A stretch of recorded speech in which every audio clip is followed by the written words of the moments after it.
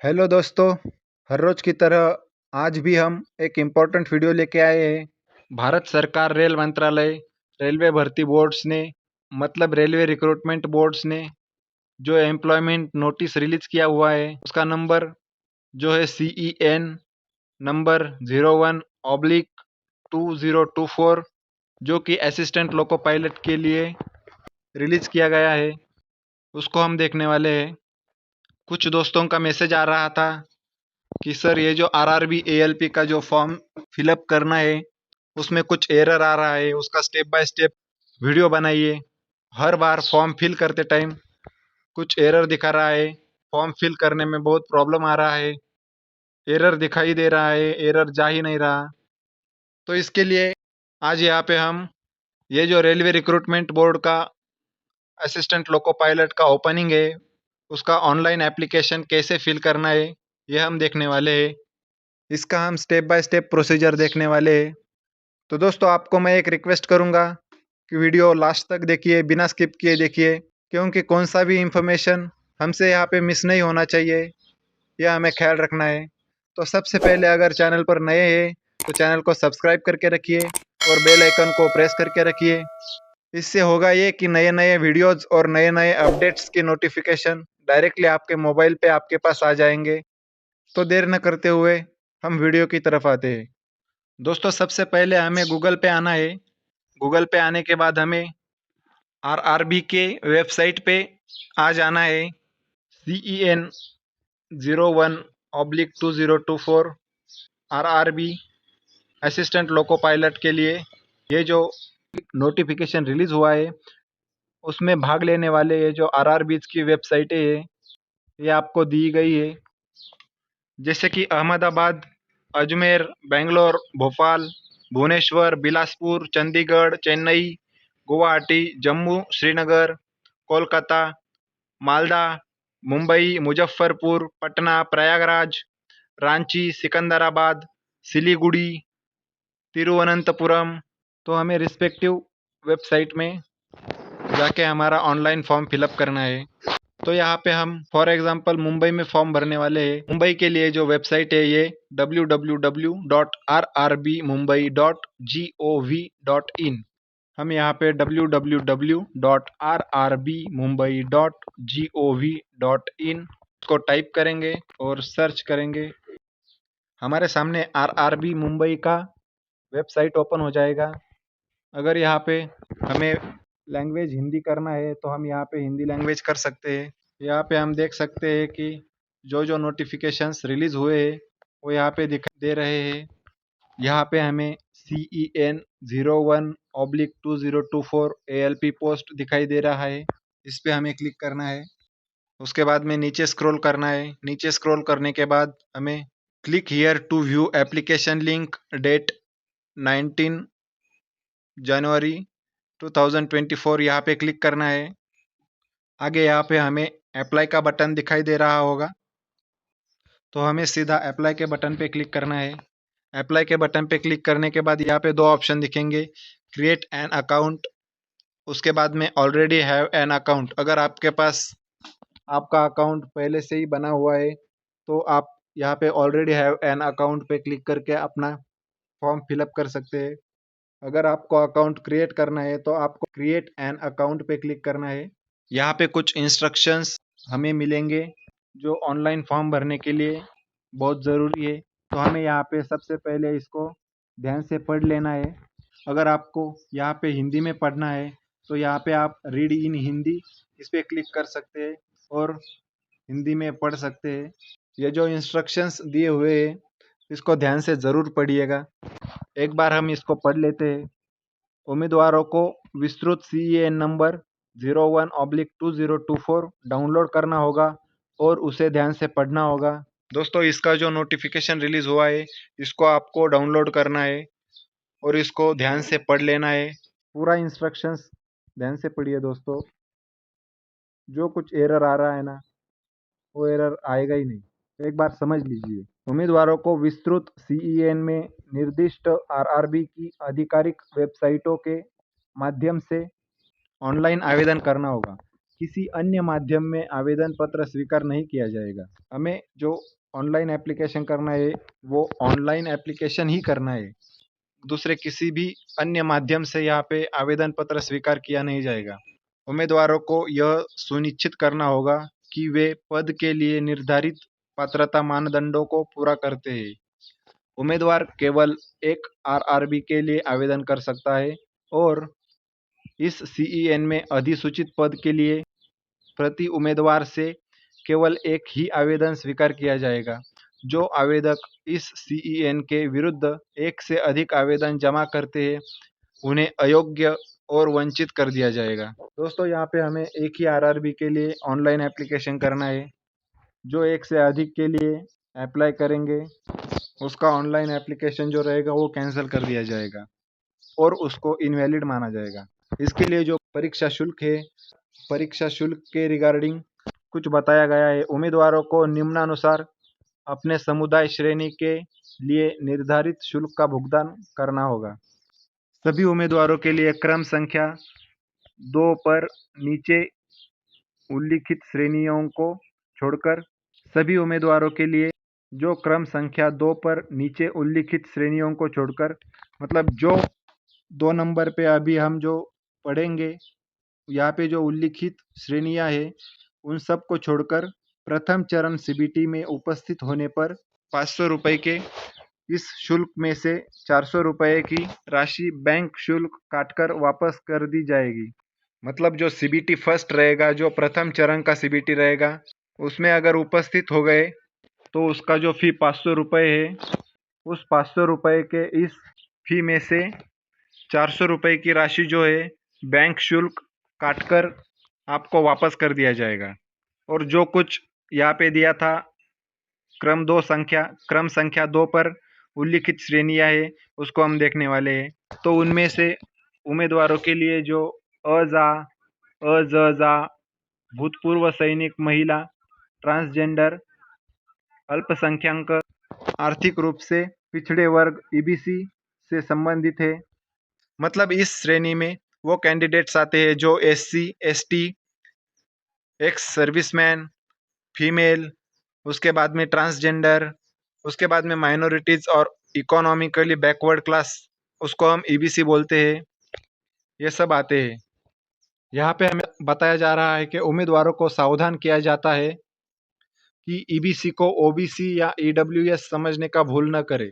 EBC एक separate है, उसको ओबीसी या ईडब्ल्यूएस समझना नहीं है। इसका जो फीस है वो 250 रुपये है और 250 रुपये का यह शुल्क प्रथम चरण के सीबीटी में उपस्थित होने पर लागू बैंक शुल्कों को काटकर वापस कर दिया जाएगा। यहाँ पे नोट दिया गया है कि केवल प्रथम चरण के सीबीटी में भाग लेने वाले उम्मीदवारों को ऊपर बताए अनुसार उनके परीक्षा शुल्क का रिफंड मिलेगा।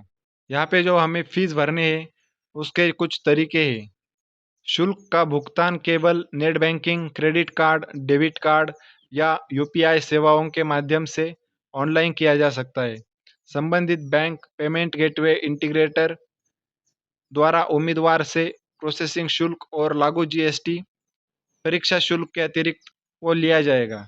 किसी अन्य माध्यम से शुल्क का भुगतान करने का कोई विकल्प नहीं है। हम जब फीस पेड करेंगे तो ऊपर दिए गए इसी माध्यम से हमें करना पड़ेगा। दूसरे किसी भी माध्यम से हम ऑनलाइन पेमेंट नहीं कर सकते। केवल हमें दिए गए माध्यम ही यूज करने हैं। निर्धारित शुल्क के बिना प्राप्त आवेदनों पर विचार नहीं किया जाएगा और उन्हें सिरे से खारिज कर दिया जाएगा। ऐसी अस्वीकृति के विरुद्ध किसी भी अभ्यावेदन पर विचार नहीं किया जाएगा। आवेदन भरने से पहले स्कैन किए गए अनिवार्य दस्तावेज तैयार रखें। यहाँ पे हमें कुछ डॉक्यूमेंट्स स्कैन करके रखने हैं फॉर्म फिलअप करने के लिए।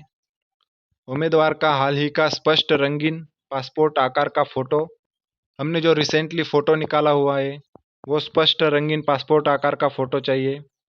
सफ़ेद पृष्ठभूमि पर उसका जो बैकग्राउंड रहेगा वो वाइट होना चाहिए। 30 से 70 केबी आकार के जेपीईजी इमेज में बिना काला चश्मा और टोपी पहने। मतलब ये जो हमारा फ़ोटो रहेगा पासपोर्ट साइज़ का उसका साइज जो है वो 30 से 70 KB तक रहना चाहिए और उसका जो फॉर्मेट रहेगा वो JPEG फॉर्मेट में चाहिए। वो जो फोटो रहेगा वो बिना काला चश्मा, बिना टोपी पहने होना चाहिए। यहाँ पे नोट दिया गया है, भर्ती प्रक्रिया के दौरान भविष्य में उपयोग के लिए उम्मीदवारों के पास एक ही तस्वीर की कम से कम 12 प्रतियां होनी चाहिए। हम जो यहाँ पे फोटो अपलोड करेंगे उसके हमें कम से कम 12 कॉपीज 12 प्रतियां हमारे पास रखनी है। उम्मीदवार के हस्ताक्षर की स्कैन की गई JPEG इमेज, हमारा जो साइन है उसका भी JPEG इमेज चाहिए। उसका जो साइज है वो 30 KB से 70 KB तक होना चाहिए। बाद में PDF प्रारूप में ये जो अ, जा प्रमाण पत्र केवल ट्रेन यात्रा के लिए मुफ्त पास का अनुरोध करने वाले उम्मीदवारों के लिए इसका साइज दिया गया है 500 KB तक है। मतलब जो SC ST वाले हैं, जो SC ST सर्टिफिकेट वाले हैं, उनका PDF फॉर्मेट में ST SC का जो सर्टिफिकेट है वो होना चाहिए। उसका जो साइज है वो 500 KB तक होना चाहिए और उसका जो यूज़ है वो ओनली फॉर जो ट्रेन ट्रैवल के लिए पास रहेगा, वो जो फ्री पास है उसके लिए है। भर्ती की पूरी अवधि के दौरान सभी संचार के लिए उम्मीदवारों के पास अपना सक्रिय मोबाइल नंबर और एक वैध निजी ईमेल आईडी होनी चाहिए। ये जो भर्ती का पूरा प्रोसेस है, ये पूरा प्रोसेस होने के पूरी अवधि के दौरान उसके पास जो मोबाइल नंबर रहेगा और ये जो निजी ईमेल आईडी रहेगा वो सक्रिय होना चाहिए। ऑनलाइन आवेदन करने के लिए नीचे दिए गए चरणों का पालन करें। ये जो ऑनलाइन एप्लीकेशन करना है उसके लिए कुछ स्टेप्स दिया गया है, उसको हमें देखना है। यहाँ पे सबसे पहले जो है उसमें हमें एक खाता बनाना है। चरण 1 में बता रहे हैं कि एक खाता बनाएं। ऑनलाइन आवेदन के दौरान उम्मीदवारों को एक खाता बनाने के लिए कहा जाएगा। उम्मीदवारों को सलाह दी जाती है कि वे खाता निर्माण के लिए आवश्यक विवरण अत्यंत सावधानी से भरें, क्योंकि खाता बनने के बाद किसी भी प्रकार के सुधार की अनुमति नहीं दी जाएगी। यहाँ पे अगर अकाउंट क्रिएट करने के लिए हम जो इन्फॉर्मेशन यहाँ पे फिल करने वाले हैं, इसको हमें सावधानी से भरना है, क्योंकि जब हमारा अकाउंट जो हमारा खाता रहेगा वो जब क्रिएट हो जाएगा, वो क्रिएट होने के बाद इसमें कुछ भी करेक्शन और कुछ भी सुधार करने के लिए अनुमति नहीं दी जाएगी। ऑनलाइन खाता बनाए, फॉर्म में आवश्यक विवरण भरे और एक पासवर्ड बनाए। यहाँ पे जो खाता बनाए, जो क्रिएट एन अकाउंट दिया हुआ है, यहाँ पे हमें अकाउंट क्रिएट करना पड़ेगा और एक पासवर्ड बनाना पड़ेगा। पासवर्ड बड़े अक्षरों, छोटे अक्षरों, विशेष अक्षरों और संख्याओं का संयोजन होना चाहिए। पासवर्ड में स्मॉल लेटर्स, कैपिटल लेटर्स, कुछ सिंबल्स, कुछ नंबर्स ये होने चाहिए। ये सब का मिक्सचर मिला के हमें हमारा पासवर्ड बनाना है। खाता बनाएं, फॉर्म में भरे गए विवरण, मोबाइल नंबर और ईमेल आईडी सहित एक बार खाता बन जाने के बाद उसे किसी भी स्तर पर संशोधित नहीं किया जा सकता। हमारा जो मोबाइल नंबर रहेगा और जो ईमेल आईडी रहेगा उसका हम एक बार खाता बना सकते हैं। उस मोबाइल नंबर और ईमेल आईडी सहित एक बार खाता बन जाने के बाद उसे किसी भी स्तर पर संशोधित नहीं किया जा सकता। बाद के लॉगिन के लिए उम्मीदवार अपने पंजीकृत मोबाइल नंबर, ईमेल आईडी और उनके द्वारा बनाए गए पासवर्ड का उपयोग करके सीधे लॉगिन कर सकते हैं। सफल खाता निर्माण के बाद उम्मीदवारों को पुष्टिकरण SMS और ईमेल प्राप्त होगा। अकाउंट सक्सेसफुली क्रिएट होने के बाद हमारा SMS और ईमेल हमें प्राप्त होने वाला है, जो कि हमारा ईमेल और मोबाइल नंबर इनका वेरिफिकेशन करेगा। उसके बाद में चरण 2 आएगा। दूसरे चरण में आवेदन पत्र हमें फिल करना है। उम्मीदवार आवेदन पत्र को पूरा करने के लिए पंजीकृत मोबाइल नंबर, ईमेल आईडी और पूर्व निर्मित पासवर्ड का उपयोग करके लॉगिन कर सकते हैं। उम्मीदवारों को उस RRB का चयन करना होगा जिसके लिए वे आवेदन करना चाहते हैं और चुने हुए RRB के भीतर पद और क्षेत्रों का चयन करना होगा।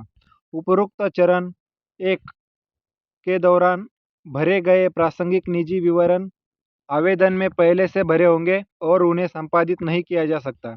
मतलब हमने जो चरण 1 में मतलब जो अकाउंट क्रिएट करने के लिए जो कुछ इन्फॉर्मेशन फिल किया होगा वो आवेदन में पहले से ही भरे रहेंगे, उन्हें हम चेंज नहीं कर सकते। उम्मीदवारों को ऑनलाइन आवेदन पत्र में आवश्यक शैक्षणिक योग्यता विवरण सहित अन्य विवरण दर्ज करना होगा। उम्मीदवारों को निम्नलिखित विनिर्दिष्टों के अनुसार अपनी फोटो, हस्ताक्षर और SC/ST का जो सर्टिफिकेट रहेगा, अगर आप एप्लीकेबल हो तो उसकी स्कैन की गई इमेज आपको अपलोड करनी होगी। उम्मीदवार की फोटो की स्कैन की गई इमेज, उम्मीदवार की हालिया स्पष्ट रंगीन पासपोर्ट आकार की तस्वीर, सफ़ेद पृष्ठभूमि में, जेपीईजी इमेज में, आकार 30 से 70 केबी तक, बिना काला चश्मा और या टोपी पहने। जो उम्मीदवार की फ़ोटो रहेगी वो लेटेस्ट होनी चाहिए और उसका जो बैकग्राउंड रहेगा वो वाइट कलर में होना चाहिए। उसका साइज़ जो रहेगा वो 30 से 70 केबी तक रहेगा और फ़ोटो में बिना काला चश्मा पहने या टोपी पहने होना चाहिए। सावधानी, अमान्य फ़ोटो अर्थात जो निर्धारित विनिर्देशों के अनुसार नहीं है, में भी हमें ये एरर भी आ सकता है। अगर हमारा फ़ोटो दिए गए क्राइटेरिया में नहीं रहा तो, जैसे खराब रिजोल्यूशन, पूरे शरीर वाला फ़ोटो, केवल पार्श्व वाला फ़ोटो, पहचान में न आने वाली चेहरे की विशेषताएं, फ़ोटोकॉपी की गई तस्वीर, समूह फ़ोटो, झुकी उल्टी छवि वाला, सेल्फी टोपी के साथ, काले चश्मे के साथ वाला आदि को अस्वीकार कर दिया जाएगा। चलती लिखावट में उम्मीदवार के हस्ताक्षर की स्कैन की गई जेपीईजी इमेज आकार 30 से 70 केबी तक होना चाहिए। इसके लिए एरर आ सकता है कि अमान्य हस्ताक्षर, जैसे कि जो निर्धारित विनिर्देशों के अनुसार नहीं है, जैसे हस्ताक्षर में बड़े अक्षरों का प्रयोग, खराब रिजोल्यूशन। इसमें यह हो सकता है कि जैसे हस्ताक्षर में बड़े अक्षरों का प्रयोग किया जा सकता है, खराब रिजोल्यूशन आ सकता है, अधूरी इमेज आदि को खारिज कर दिया जाएगा। पीडीएफ प्रारूप में एसटी और एससी का जो प्रमाण पत्र रहेगा, जो कास्ट सर्टिफिकेट रहेगा, उसका साइज 500 केबी तक होना चाहिए। वो केवल ट्रेन यात्रा के लिए मुफ्त पास का अनुरोध करने वाले उम्मीदवारों के लिए है। बाद में उम्मीदवारों को सीबीटी 2 के भाग बी के लिए ट्रेड का चयन करना होगा और पद वरीयता के क्रम का उपयोग करना होगा और घोषणा को पूरा करना होगा। इसके बाद आवेदन का पूर्वावलोकन उपलब्ध होगा। यदि उम्मीदवार आवेदन में कोई बदलाव करना चाहते हैं तो उन्हें पूर्वावलोकन को अच्छी तरह से देखना होगा और संपादित कर का उपयोग करना होगा। हमें अगर कुछ चेंज करना हो, कुछ करेक्शन करना हो तो संपादित करें, इसके ऊपर क्लिक करना है और उसके बाद में हमें अगर कुछ करेक्शन करना है वो करेक्शन हम कर सकते हैं। अन्यथा उम्मीदवार आवेदन सबमिट कर सकते हैं। उम्मीदवार आवेदन जमा करने से पहले यह सुनिश्चित कर लेंगे कि उनके द्वारा संबंधित ऑनलाइन आवेदन पत्र में दर्ज की गई जानकारी सही है। बाद में आता है हमारा चरण 3, उसमें होता है शुल्क का भुगतान, मतलब सबमिशन ऑफ फीस। चरण 1 और चरण 2 को पूरा करने के बाद उम्मीदवारों को पैरा 5 में उल्लिखित अपेक्षित परीक्षा शुल्क का भुगतान करना होगा। हमने देखा कि किस उम्मीदवार को कितना फी भरना पड़ेगा, तो उसके हिसाब से जब हमारा चरण 1 और चरण 2 पूरा हो जाएगा तब हमें परीक्षा शुल्क का भुगतान करना है। उम्मीदवार द्वारा सफल भुगतान के बाद ही ऑनलाइन आवेदन पत्र का कंफर्मेशन पेज जनरेट होगा। कंप्यूटर जनरेट कंफर्मेशन पेज पर मुद्रित पंजीकरण संख्या का बाद के पत्राचार में उल्लेख किया जाना चाहिए। इसलिए यह सलाह दी जाती है कि उम्मीदवार को कंफर्मेशन पेज पर मुद्रित पंजीकरण संख्या को ध्यान से नोट करना चाहिए। आवेदन की सफल स्वीकृति के बाद उम्मीदवारों को पुष्टिकरण एसएमएस और ईमेल प्राप्त होगा। बाद में आता है अपना पासवर्ड कैसे रीसेट करें। लॉगिन पृष्ठ खोलने पर फॉरगेट पासवर्ड विकल्प पर क्लिक करें। पंजीकृत ईमेल या मोबाइल नंबर और जन्म तिथि दर्ज करें। संशोधित पासवर्ड उम्मीदवार की पंजीकृत ईमेल आईडी पर भेजा जाएगा। उम्मीदवारों को अपने पंजीकृत ईमेल पर भेजे गए संशोधित पासवर्ड के साथ लॉगिन करना होगा। इस पासवर्ड को लॉगिन करने के बाद ऑनलाइन एप्लीकेशन पेज के ऊपर दाईं ओर उपलब्ध चेंज पासवर्ड का ये ऑप्शन रहेगा। इस विकल्प का उपयोग करके रीसेट किया जा सकता है। तो हम इस चेंज पासवर्ड पे क्लिक करके हमारा पासवर्ड फिर से रीसेट कर सकते हैं। ये पूरी इंस्ट्रक्शंस क्लियरली अंडरस्टैंड करने के बाद हमें यहाँ पे जो चेक बॉक्स दिया है उस पर टिक करना है। ये टिक इसके लिए होता है कि हम कंफर्म कर देते हैं कि I have downloaded the details CEN number 01/2024 read and understood all the instructions there in.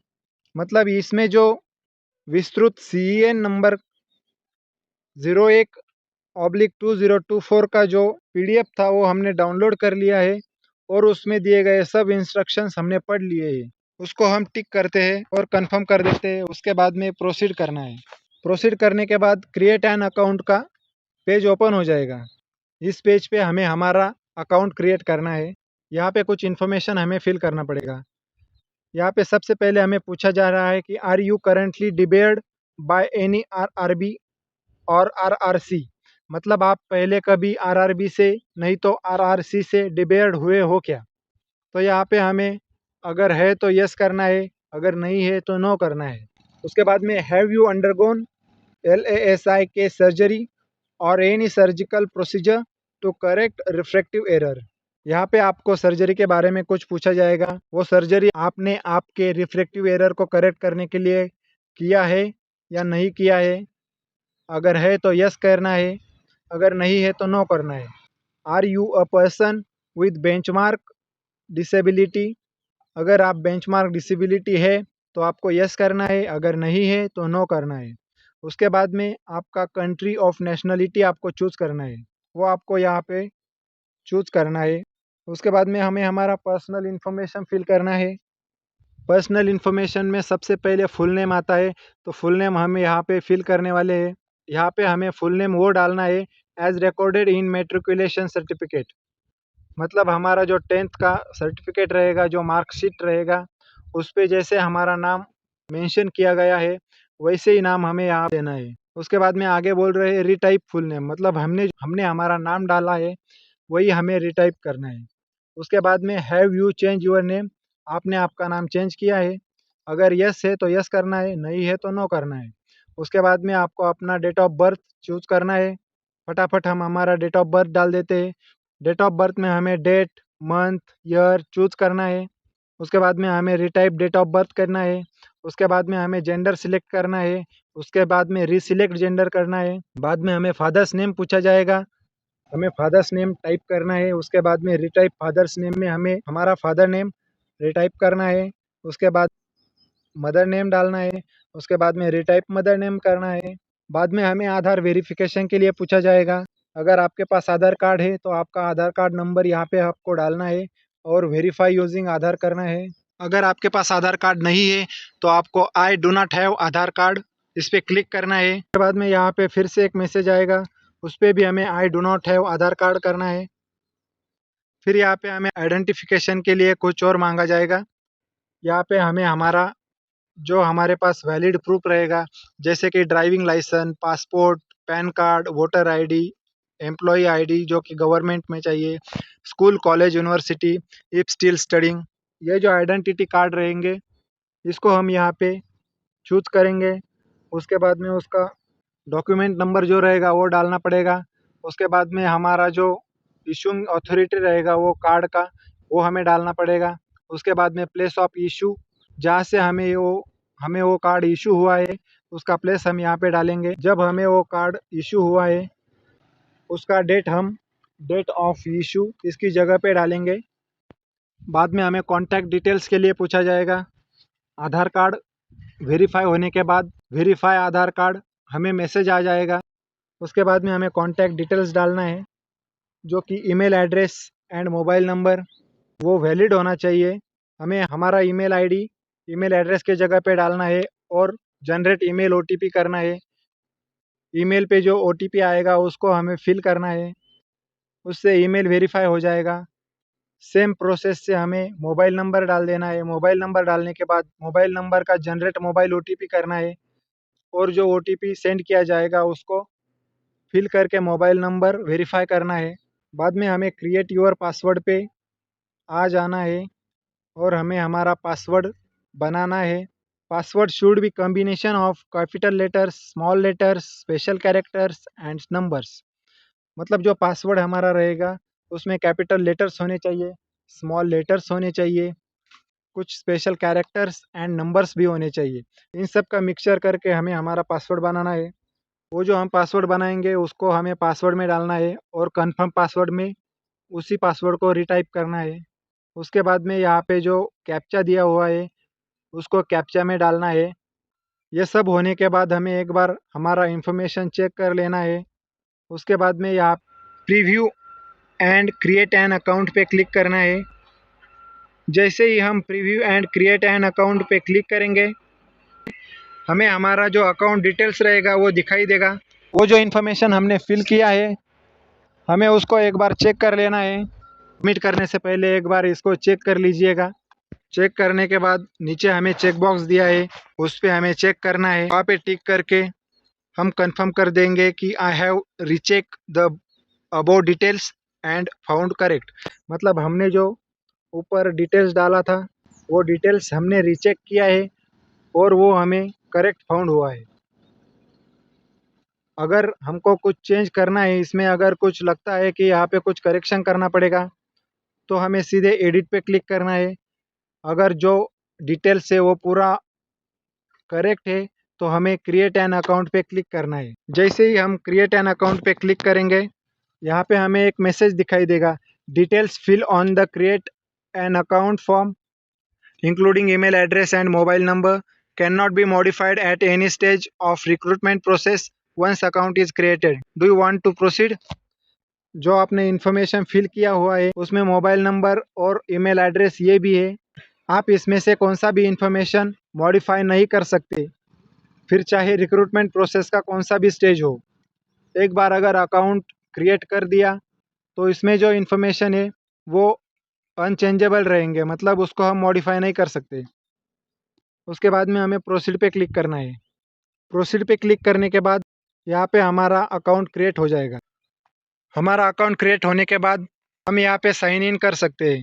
जो लॉगिन डिटेल्स हमें अभी अकाउंट क्रिएट करने के बाद मिले हैं उसको यूज़ करके हमें लॉगिन करना है और आगे का फॉर्म फिलअप करना है। तो उसके लिए हम जल्द ही वीडियो बनाने वाले हैं। यहाँ तक अगर आप कुछ प्रॉब्लम फेस कर रहे होगे तो आप मुझे कमेंट कर सकते हैं, कमेंट में बता सकते हैं, हम मिलके उसको सॉल्व करेंगे। और जो लॉगिन करने के बाद हमें फॉर्म फिलअप करना है उसको हम अगले वीडियो में देखेंगे।